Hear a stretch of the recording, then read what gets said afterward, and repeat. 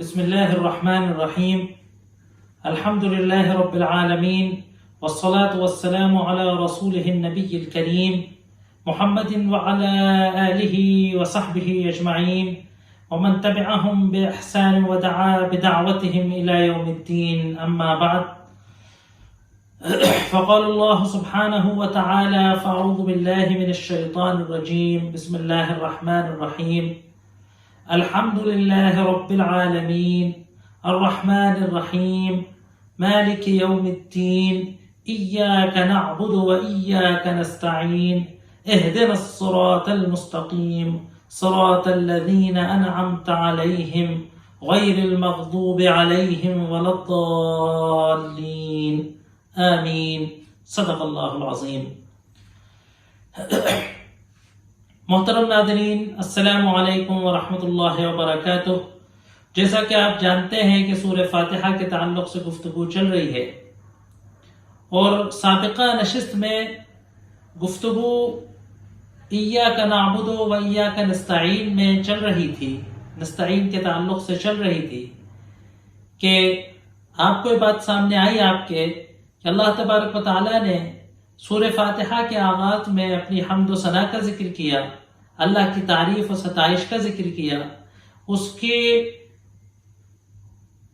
ربوبیت کا ذکر کیا، سارے جہانوں کے رب ہونے کا تذکرہ آیا، پھر اس کی رحمانیت اور رحیمیت کا تذکرہ آیا، اور اس کے مالک یوم الدین ہونے کا تذکرہ آیا کہ ایک طرف تو وہ رحمان و رحیم ہے، اور دوسری اس کی صفت یہ ہے کہ بدلے کے دن کا مالک ہے، محسنین کو ثواب اور گنہگاروں کو، زیادتی کرنے والوں کو، ظالموں کو سزا دے گا. تو جو کچھ دنیا میں انسان کرے گا، جو کچھ دنیا میں انسان کی کارکردگی ہوگی، اس کی بنیاد پر اس کی آخرت کی زندگی کا فیصلہ کیا جائے گا. یہ قیامت کا تصور انسانی زندگی کو راہ راست پر رکھنے کے لیے، انسانی زندگی کو صراط مستقیم پر بنائے رکھنے کے لیے ایک ناگزیر ضروری عقیدہ ہے. اس کے بعد بات آ رہی تھی کہ جو اس سورت کا کلیدی حصہ ہے، کہا کہ اللہ تبارک و تعالی نے کئی صحیفے، 100 صحیفے اور 4 کتابیں، قرآن، تورات، انجیل اور زبور بھیجی، اور ان سارے صحیفوں اور کتابوں کا خلاصہ قرآن میں ہے، اور قرآن کا خلاصہ سورہ فاتحہ میں ہے، اور سورہ فاتحہ کا خلاصہ ایاک نعبد و ایاک نستعین میں ہے. کچھ بات اس سلسلے میں ہو گئی تھی کہ یہ سورہ فاتحہ کا نصف ہے، پیچھو پیچھ ہے. ابھی ایک حدیث انشاءاللہ بیان کی جائے گی سورت کے اخیر میں کہ قسمت الصلاۃ بینی و بین عبدی نصفین، کہ میں نے نماز کو اپنے اور اپنے بندے کے درمیان آدھی آدھی بانٹ لی ہے. تو ایک حصہ اللہ کا تھا کہ بندے نے جو اللہ کی حمد و ستائش کی تھی، اور اگلا ایک حصہ بندے سے متعلق آ رہا ہے کہ جو بندہ اللہ تبارک و تعالیٰ سے درخواست کرتا ہے، دعا کرتا ہے اہدنا الصراط المستقیم کی. اس کے بیچ بندے اور خدا کے درمیان ایک عہد و پیمان ہے. ایک مومن، ایک مصلی دن میں کئی بار، جیسے میں نے کہا کہ اگر کوئی مومن فرض نماز ادا کرتا ہو، واجب نماز ادا کرتا ہو تو 17 بار، 20 بار، اور اگر سنن رواتبہ اور نوافل کا اور مختلف قسم کی جو نمازیں ہیں، اللہ کے رسول صلی اللہ علیہ وسلم سے ثابت نمازیں ہیں جن کی تاکید کی گئی ہے، ان کا اگر اہتمام کرتا ہوگا تو درجنوں بار ایک دن میں وہ اللہ تبارک و تعالیٰ سے ایک اقرار کرتا ہے، ایک عہد و پیمان کرتا ہے، ایک وعدہ اللہ کو دیتا ہے، ایک وعدہ اللہ کو پیش کرتا ہے، وہ یہ کہ ایاک نعبد و ایاک نستعین، کہ ہم صرف تیری ہی عبادت کریں گے، اور ہم صرف تجھی سے مدد مانگیں گے، ہم صرف تجھی پر توکل کریں گے، ہم صرف تجھی پر تکیہ کریں گے، اعتماد کریں گے. اور میں نے گزشتہ لیکچر کے اندر آپ کے سامنے بات رکھنے کی کوشش کی تھی کہ عربی زبان کی جو فصاحت و بلاغت کا اسلوب ہے، عربی دانی کے اعتبار سے نعبدو کا اور ایاک نعبدو کا میں جو فرق ہے حصر کا، کہ جس کا ترجمہ ہم نے زور دے کر کہا تھا کہ ہم صرف تیری ہی عبادت کریں۔ دوسری فصاحت و بلاغت کا ایک نقطہ یہاں یہ ہے کہ قرآن پاک تو بہت موجز کتاب ہے، نبی تلی کتاب ہے، اور ایک ایک لفظ، ایک ایک حرف یہاں معجزے کے طور پر بیان کا اور فصاحت و بلاغت کا اعجاز ہے۔ یقیناً اس فصاحت و بلاغت کا اعجاز کا یہ تقاضا تھا کہ بات کو کم سے کم الفاظ میں کی جائے، تو عربی زبان کے قواعد کے اعتبار سے یہ عین ممکن تھا کہنا کہ ایاک نعبد و نستعین، کہ ہم تیری ہی عبادت کرتے ہیں اور تجھ سے مدد مانگتے ہیں، ایک ہی جملے میں کہا جا سکتا تھا۔ لیکن لفظ ایاک کا ریپیٹیشن، تکرار کہ ایاک نعبد و ایاک نستعین، اس میں اگر آپ دیکھیں گے تو عربی فصاحت و بلاغت کا ایک سمندر ہے۔ سب سے پہلی بات تو یہ کہ تاکید، کہ ایسا نہیں ہے کہ عبادت اصل ہے، استعانت اس کے ماتحت ہے۔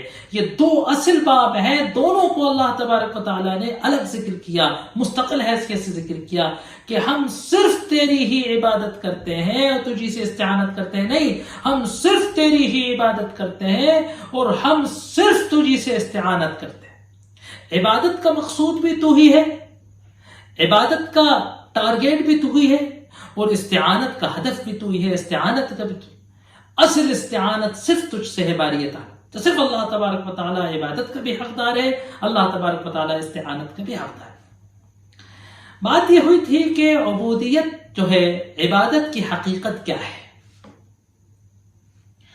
دیکھیے، اصل میں عبادت کا صحیح تصور سمجھنے کے لیے ہمیں عربی زبان میں لفظ عبد کا مطلب سمجھنا بہت ضروری ہوگا۔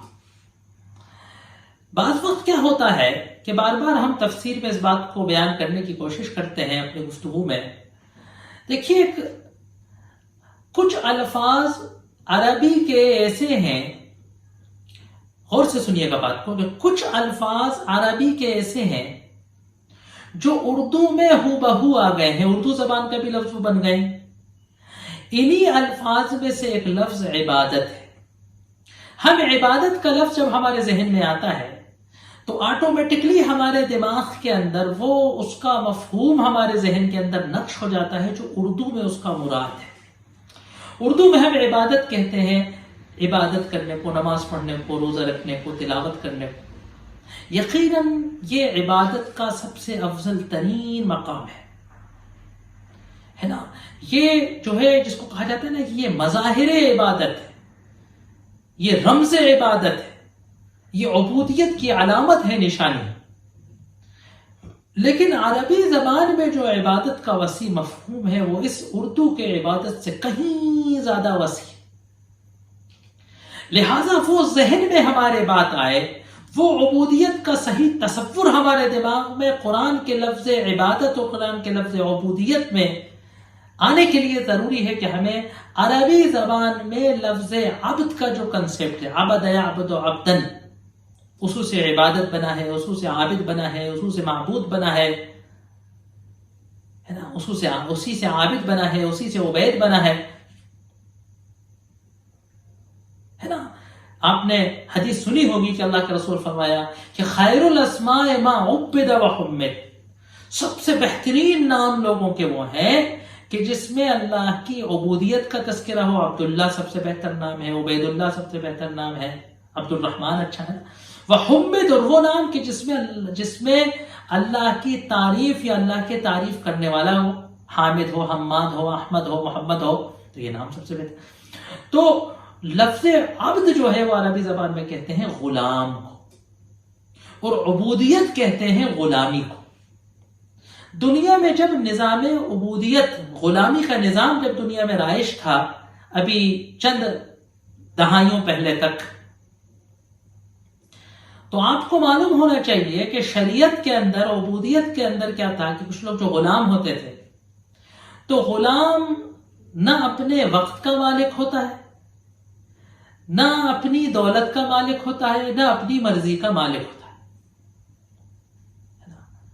غلام کو یہ حق نہیں ہے کہ وہ کوئی دولت رکھ سکتا ہو، غلام جو کچھ کماتا ہے وہ اس کے آقا کا، یعنی غلام زر خرید ہوتا ہے، اپنی ذات سے آقا کی ملکیت ہوتا ہے، اور جو کچھ غلام کماتا ہے وہ بھی آقا کا ہوتا ہے نا۔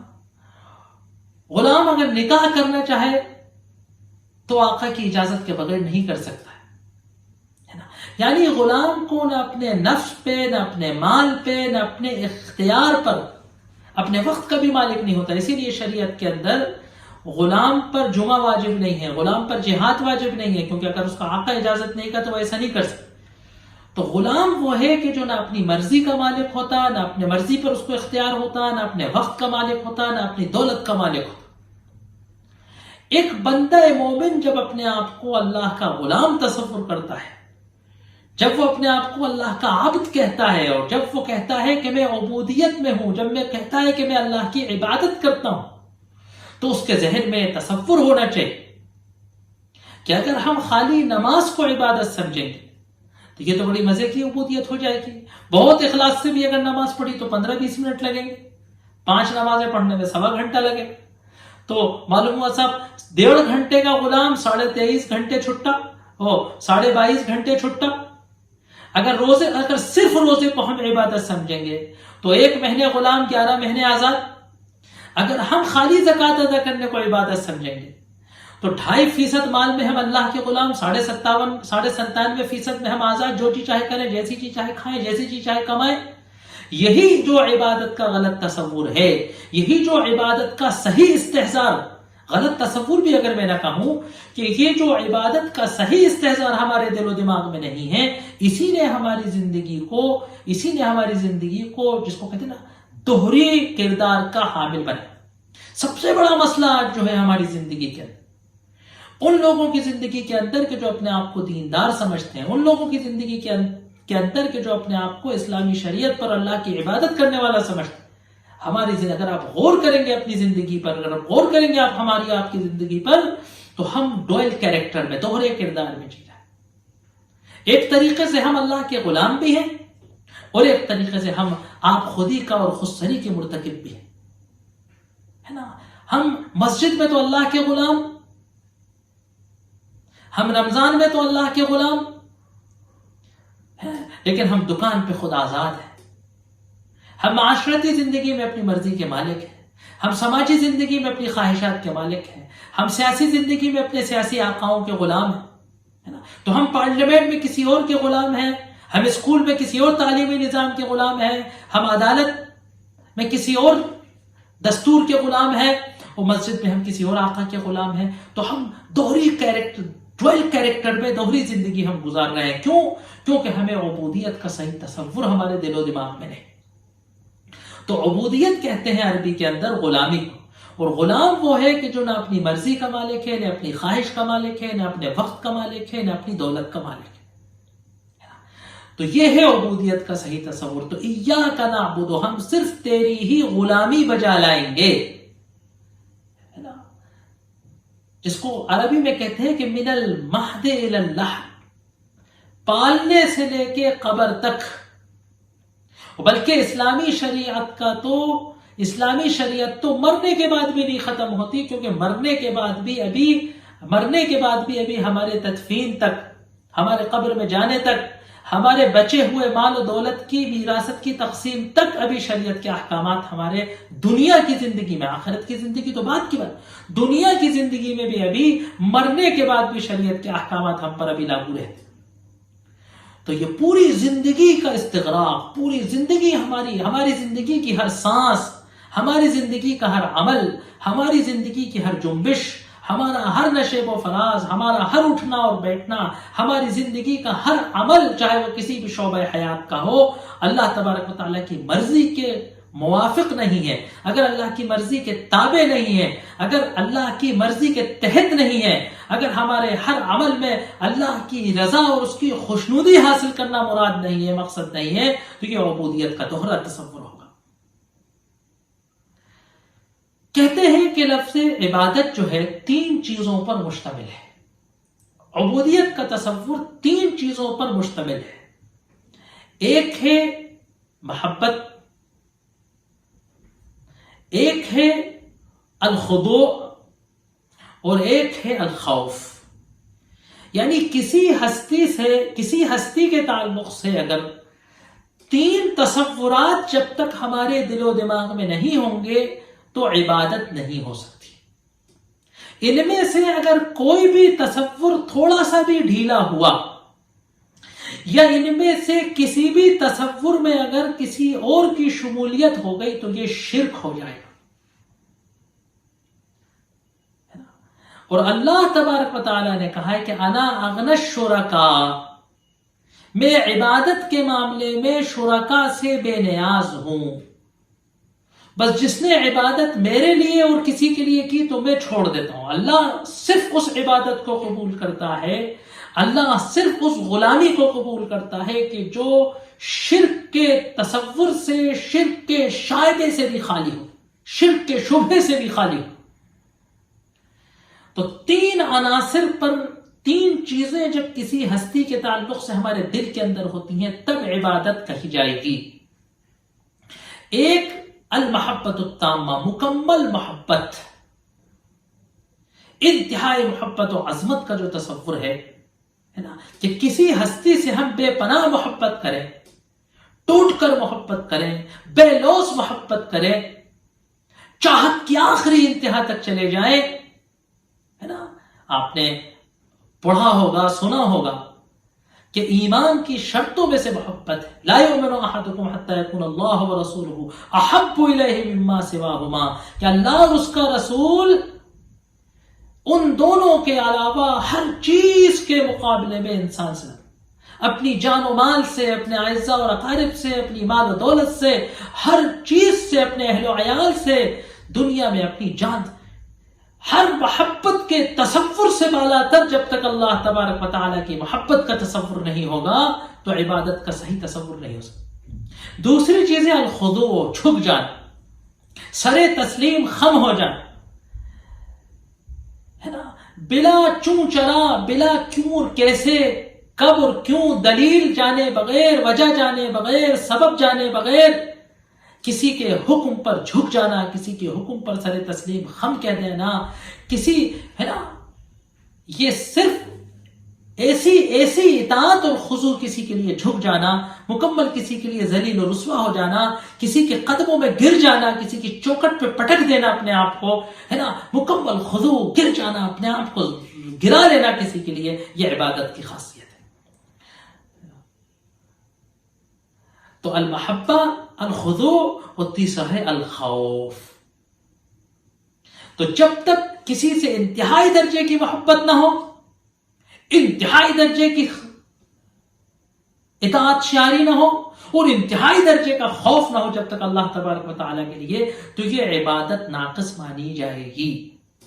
اب اگر ہم اللہ کے علاوہ کسی چیز سے محبت کرتے ہیں، کوئی دنیا کی ایسی محبت، چاہے وہ فطری محبت ہو، چاہے وہ کوئی ذاتی محبت ہو، چاہے صفاتی محبت ہو، چاہے کسی وجہ سے محبت ہو.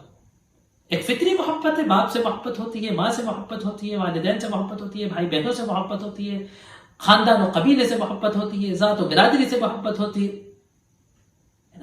ایک کوئی وجہ سے محبت ہوتی ہے، مجھے اپنی سیاسی پارٹی سے محبت ہوتی ہے، مجھے اپنے ادارے سے محبت ہوتی ہے، مجھے اپنے مفاد سے محبت ہوتی ہے، مجھے اپنی دکان سے محبت ہوتی ہے، مجھے اپنے اعوان و انصار سے محبت ہوتی ہے، مجھے اپنے اغراض و مقاصد سے محبت ہوتی ہے، تال میل ہوتا ہے، کوئی مجھے کسی سے منافع حاصل ہوتے ہیں، اس کو مجھ سے منافع حاصل ہوتے ہیں. کوئی محبت، چاہے وہ فطری ہو، چاہے وہ کسی وجہ سے ہو، اگر وہ اللہ کی محبت پر غالب ہے، اگر وہ اللہ کی محبت کے مد مقابل ہے، اگر وہ اللہ کی محبت سے ٹکرا رہی ہے نا، تو سورہ توبہ کے اندر اس بات کو سنا دیا گیا. قُلْ إِنْ كَانَ آبَاؤُكُمْ، اگر تمہارے باپ، تمہارے بیٹے، تمہارے بھائی، تمہاری بیویاں، تمہارے خاندان، تمہارے عشیرے، تمہاری برادریاں، تمہاری وہ مال و دولت کے جو تم نے محنت سے کمائی ہے، تمہاری وہ تجارت کی جس کی تم کساد بازاری سے ڈرتے ہو، تمہارے وہ مکانات کی جن کو تم رضامندی کی نگاہ سے دیکھتے ہو، احب الی اللہ ورسولہ وجہاد فی فتربصوا، بس اگر ان میں سے کوئی محبت بھی اللہ اور اس کے رسول اور اس کے راستے میں جہاد کرنے سے اس کے لیے مر مٹنے سے اگر یہ کوئی محبت تمہیں روکتی ہے، اس کی راہ میں فنا ہونے سے اگر کوئی محبت تمہیں روکتی ہے، اس کی راہ میں اپنی جان و مال کو کھپا دینے سے اگر کوئی محبت تمہیں روکتی ہے، اس کی راہ میں اپنے آپ کو مٹا دینے سے اگر کوئی محبت تمہاری اللہ کی راہ میں حائل آتی ہے، تو بس پھر تم انجام کا انتظار کرو. تو ایمان نہیں ہے. تو کوئی چیز اگر اللہ کی محبت کے مقابل اگر ہے نا، کسی ذات کی، جیسے میں نے کہا کہ کسی ذات کی اطاعت و فرما برداری، کسی ہستی کے سامنے جھکنا اگر اللہ کے ساتھ ہے تو یہ شرک ہے. اور اسی طریقے سے اگر ہم اللہ کے علاوہ کسی سے ڈرتے ہیں، اگر ہم اللہ کے علاوہ کسی سے ڈرتے ہیں اور اس کے ڈرنے کا کیلکولیشن کو اگر ہم اللہ کے ڈر کے مقابلے میں آگے رکھتے ہیں، کسی کے خوف سے ہم گناہ کرتے ہیں، کسی کے ناراض ہو جانے کے خوف سے، کسی کے دھمکانے کے خوف سے اگر ہم گناہ کرتے ہیں اور گناہ کرتے وقت اللہ کے خوف کو بالائے طاق رکھ دیتے ہیں، تو یہ شرک ہے عبادت. تو ایاک نعبد، ہم صرف تیری ہی بندگی کرتے ہیں، ہم صرف تیری ہی پرستش کرتے ہیں، ہم صرف تیری ہی غلامی کرتے ہیں. ہم نے اپنی زندگی اور اپنی مرضی صرف تیرے ہی نام کو، صرف تیری ہی مرضی بجا لانے کے لیے، صرف تیری ہی خوشنودی حاصل کر دینے کے نام لکھتی ہے. وَإِيَّاكَ نَسْتَعِينُ، اور ہم صرف تجھی سے مدد مانگتے ہیں. استعانت کیسے کہتے ہیں؟ کسی کام میں کسی کی مدد لینا، کسی پر بھروسہ کرنا، کسی پر توکل کرنا، ہے نا. تو استعانت کیا ہے؟ مکمل اللہ پر بھروسہ کرنا، مکمل اللہ پر اعتماد کرنا، کسی کام کو کرنے کے لیے صرف اللہ ہی سے مدد مانگنا. اب یہاں ایک بات سمجھنے کی ہے کہ کچھ کام ایسے ہیں کہ جو دنیاوی کام ہے. مثال کے طور پر میں آپ سے کہوں کہ بھئی ذرا ایک گلاس پانی دیجیے گا، ذرا ایک قلم اٹھا دیجیے گا، ہے نا. تو دیکھیے بعض صحابہ کرام رضوان اللہ علیہم اجمعین کے بارے میں تو یہ تک آتا ہے کہ اللہ کے رسول صلی اللہ علیہ وآلہ وصحبہ وسلم نے فرمایا اذا استعنت فاستعن باللہ، اگر مدد طلب کرو تو صرف اللہ کی مدد طلب کرو. تو بعض صحابہ کا تو یہ حال تک ہوا کہ سفر میں چل رہے ہیں، بوڑھے ہو گئے ہیں، جہاد میں جا رہے ہیں، گھوڑے پر سے کوڑا ٹپک گیا، ہاتھ سے چھوٹ کر کوڑا گرا، گھوڑا روکتے ہیں، اترتے ہیں، اس کوڑے کو اٹھاتے ہیں، واپس گھوڑے پر چڑھتے ہیں. کسی نے کہا کہ حضرت ہم اٹھا دیں گے، کہا نہیں. قال خلیلی، میرے آقا نے فرمایا کہ مدد حاصل کرو تو صرف اللہ کی مدد حاصل کرو، میں تو یہ تک مدد کسی سے نہیں حاصل. لیکن دیکھیے یہ دنیاوی اعمال ہے، یہ اسباب و مسببات کے قبیل میں سے ہے. میں نے آپ سے قلم مانگا تو میں نے آپ سے ادھار مانگا، آپ نے مجھے دے دیا، میرا کام چل گیا. لیکن وہ اعمال کے جس میں غیبیات سے متعلق ہے کہ میں رزق کسی سے طلب کروں، اسباب نہیں، میں نوکری ڈھونڈوں، نوکری مانگوں، آپ کا کام کروں، آپ نے مجھے آرڈر دیا، میں وقت پر پورا کر کے دوں تاکہ آپ مجھے دوسرا آرڈر دیں، یہ اسباب و مسببات. لیکن میں کسی سے بغیر اسباب کے رزق مانگوں اور سمجھوں کہ وہ دے دے گا، میں کسی کو اولاد دینے والا سمجھوں، میں کسی سے برکت مانگوں، میں کسی سے رزق مانگوں، میں کسی سے شفا مانگوں، دوا نہیں شفا، میں کسی سے شفا مانگوں، میں کسی سے رزق مانگوں، میں کسی سے حاجت کشائی مانگوں، میں کسی کو دعا کی مقبولیت کا ذریعہ سمجھوں، میں کسی کو اللہ تبارک و تعالیٰ سے دعا قبول کروانے والا سمجھ جاؤں. تو یہ وہ تمام شرک کے مظاہر ہیں کہ جو دنیا میں جس نے قوموں کو شرک میں مبتلا کیا ہے. آپ اگر غور کریں گے تو عبادت کا وہ تصور کہ جس کو پرستش کہتے ہیں، بہت کم لوگ ایسے ہیں کہ جن میں دنیا نے اللہ کے ساتھ شرک کیا ہو. ہے کچھ جاہل قوم کے جو پتھر کے سامنے بھی جھک جاتے ہیں، لیکن اگر آپ ان سے پوچھیں گے تو کہیں گے نہیں ہم اللہ کے سامنے جھکتے. لیکن استعانت جو ہے کہ اللہ کے قریب کروا دینا، حاجت کشائی کروا دینا، ہے نا، رزق دے دینا، بارش کروا دینا، کھیتی اگوا دینا، اولاد دے دینا، لکشمی کا آ جانا، اس کے لیے لوگ بہت سارے لوگوں سے استعانتیں کرتے ہیں. لوگ شرک کیا کرتا ہے کہ انسان اللہ کو ایک بادشاہ پہ قیاس کرتا ہے. انسان اللہ کو ایک بادشاہ پہ قیاس کرتا ہے اور وہ سمجھتا ہے کہ اللہ اتنی بڑی کائنات میں اللہ بہت بڑا بادشاہ بھی اگر ہے تو بغیر آوان و انسان کے کام کیسے کرے گا؟ بس ان درباریوں کو خوش کرنا ہے نا، ان پہنچوں تک ہم پہنچ جائیں اور اپنا کام کرا لیں، یہ شرک کی بنیاد ہے۔ اور یہ اللہ کی جو ذات و صفات کی تفصیلات قرآن میں آئی ہیں اس کے خلاف ہے۔ تو استعانت کہ صرف اللہ سے مدد مانگنا، اللہ ہی کو۔ اب ایک بات یہاں یہ ہے کہ دیکھیے یہ ایک قرآن کا ایک گر ہے، کئی جگہ ہے نا، کئی جگہ قرآن پہ اللہ پر ایمان لاؤ اور اس پہ توکل کرو، توکل بھی والے میں اللہ پر توکل کرو اور اس کے سامنے جھک جاؤ۔ یہ خاص ایک قاعدہ ہے کہ اسی سے اللہ سے عبادت کی جائے گی، اللہ ہی سے مدد مانگی جائے گی۔ اب ایک پوائنٹ یہاں یہ تھا کہ عبادت کو استعانت سے مقدم کیوں کیا گیا؟ تو دیکھیے اصل میں ایک چیز اگر آپ غور کریں گے تو عبادت وہ مقصد ہے۔ اللہ تبارک و تعالیٰ نے فرمایا کہ وَمَا خَلَقْتُ الْجِنَّ وَالْإِنسَ إِلَّا لِيَعْبُدُونَ مَا أُرِيدُ مِنْهُمْ مِنْ رِزْقٍ وَمَا أُرِيدُ أَنْ يُطْعِمُونَ إِنَّ اللَّهَ هُوَ الرَّزَّاقُ ذُو الْقُوَّةِ الْمَتِينُ کہ ہم نے انسانوں اور جنوں اور انسانوں کو نہیں پیدا کیا مگر صرف اس لیے کہ وہ ہماری عبادت کریں۔ ما اريد منهم من رزق، میں ان سے نہ کوئی رزق چاہتا ہوں نہ میں چاہتا ہوں کہ وہ کسی کو کچھ کھلائیں۔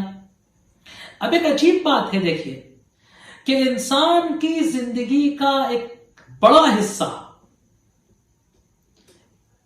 انسان کی زندگی کا ایک بڑا حصہ رزق حاصل کرنے میں، رزق تلاش کرنے میں، رزق کمانے میں، خود کو کھانے میں، بیوی بچوں کو کھلانے میں، نفقات کو پورا کرنے میں گزرتا ہے۔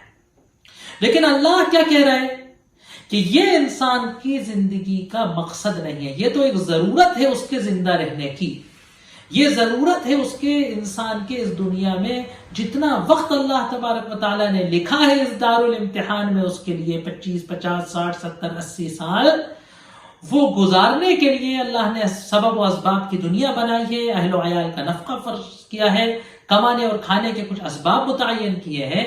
تو اس دنیا میں جتنی دیر ہماری زندگی ہے اس زندگی کو گزارنے کے یہ وسائل جو ہمیں دیے گئے ہیں یہ ایک الگ ہے، لیکن زندگی اس لیے نہیں دی گئی ہے کہ ہم کھائیں کمائیں۔ زندگی گزارنے کے لیے کمانا کھانا ضروری ہے، لیکن زندگی اس لیے نہیں ہے کہ ہم کمائیں اور کھائیں، ہے نا۔ کمانا کھانا وسیلہ حیات ہے، مقصد حیات نہیں۔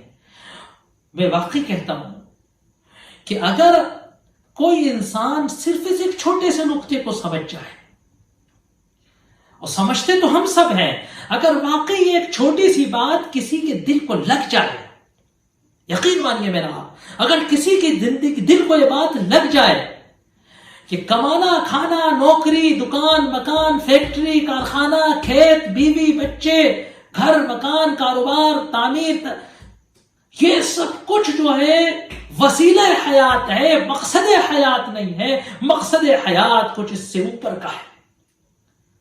تو یہ جو کچھ زندگی میں مارا ماری نظر آ رہی ہے، یہ جو کچھ انسان آج کل اس دنیا میں حیوان کاسب، کمانے والا جانور بن کر رہ گیا ہے، یہ اکثر اس میں ایک تبدیلی آ جائے گی۔ میرے کہنے کا مطلب یہ نہیں ہے کہ میں بے عملی کی دعوت دے رہا ہوں، میں ان پریکٹیکل کرنے کی دعوت دے رہا ہوں، ہے نا۔ اللہ نے کہا قل اعملوا، عمل کرو۔ انبیاء نے ہاتھ سے کمایا، اور احادیث کے اندر انبیاء کی دعوت کے اندر ہاتھ سے کمانا، محنت سے کمانا، اپنے بیوی بچوں کو کھلانا کو عبادت کہا گیا۔ لیکن کمانا اور کھا لینا، اس دنیا میں زندگی بسر کرنے کے اسباب و وسائل کو استعمال، اس دنیا میں زندگی گزارنے کے اسباب و وسائل کو پیدا کر لینا اور ان کا استعمال کر لینا، یہ زندگی کا مقصد نہیں ہے۔ زندگی کا مقصد ہے اللہ کی عبادت۔ اللہ نے انسان کو اور جن کو اپنی بندگی کے لیے پیدا کیا ہے، اور بندگی کیا ہے؟ بندگی ہے کہ انسان اللہ کی غلامی ہے۔ تو عبادت مقصد ہے اور استعانت اس عبادت کا وسیلہ ہے نا۔ اب جب ہم نے اللہ سے یہ عہد کیا کہ ہم تیری ہی عبادت کریں گے، ہے نا، ہمارے اندر اتنا بوتا نہیں ہے کہ ہم کسی بات کوئی دعویٰ کریں تو ہم اس کو پورا کر دکھائیں۔ اللہ نے کہا وَمَا تَشَاءُونَ إِلَّا أَن يَشَاءَ اللَّهُ، تم کون، تمہاری چاہت کیا، تم کیا اور تمہاری چاہت کیا، تم کون اور تم چاہو کیا. تمہاری کوئی چاہت پوری نہیں ہو سکتی، تمہاری کوئی مشیت سامنے نہیں آ سکتی، تمہارا کوئی ارادہ پورا نہیں ہو سکتا، تمہاری کوئی عزیمت رنگ نہیں لا سکتی اس وقت تک جب تک کہ اللہ تبارک و تعالیٰ تمہارے ارادے پر اپنی مرضی نہ ظاہر ہے نا. تو اب یہ جو عبادت کا وعدہ کیا ہے، یہ جو عبودیت کا عہد کیا ہے، یہ پورا کیسے ہوگا؟ اللہ کی مدد سے، اللہ کے توکل سے، ہے نا. تو اب یہ وسیلہ ہے نا. عبودیت کے لیے ہمیں اللہ پر وسیلہ کرنا ہے نا. ایسا آسان نہیں ہے. ام حسبتم ان تقولوا، کہ بس تم نے کہا اللہ ہم نے ایمان لایا، ہم نے تیری بندگی، تیری غلامی کے لیے ہم نے اپنا سر پیش کر دیا، اب کوئی آزمائش نہیں آئے گی، ابتلا نہیں آئے گی. نہیں، اس جو تم زبان دے رہے ہو، اس زبان پر عمل کرنے کے لیے جب تک اللہ کی مدد نہ ہو، اللہ سے استعانت نہ ہو، اللہ سے تعاون نہ ہو، ہے نا، آزمائشوں پر اللہ تبارک و تعالیٰ کی صبر آزمائی کی مدد نہ ہو، جب تک یہ عزیمت نہ ہو تو ہم اس امتحان میں پورے نہ ہو. تو یہ سورہ فاتحہ کا کلیدی حصہ کہ ایاک نعبد و ایاک نستعین، یہ عہد ہے. ہمیں اس بات کا استحضار رہنا چاہیے. میں نے گفتگو کو تھوڑی طویل اس لیے کیا کہ یہ ہمیں استحضار رہنا چاہیے کہ یہ وہ عہد ہے، یہ وہ پیمان ہے، یہ وہ وعدہ ہے، یہ وہ زبان ہے کہ جو ہم ایک دن میں درجنوں بار ہم اللہ کو دیتے ہیں. اور شاید کبھی کبھی تو ایسا ہوتا ہے کہ سلام پڑھ کر مسجد کی دہلیز کراس کرتے ہیں اور ہم اللہ کی عبودیت سے اپنے آپ کو باہر کرتے ہیں. ہم روزانہ اللہ سے جھوٹ بولتے ہیں، ہم روزانہ سے اللہ سے بار بار دیدہ دلی کے ساتھ جھوٹ بولتے ہیں. بتائیے ہمارے دل کے اندر خشوع کہاں سے آئے گا؟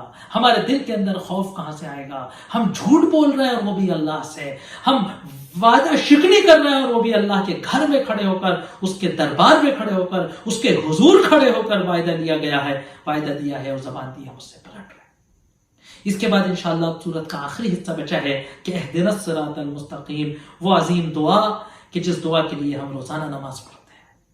انشاءاللہ اللہ نے توفیق دی تو اس کو پورا کرنے کی کوشش کی جائے گی. وآخر دعوانا ان الحمدللہ.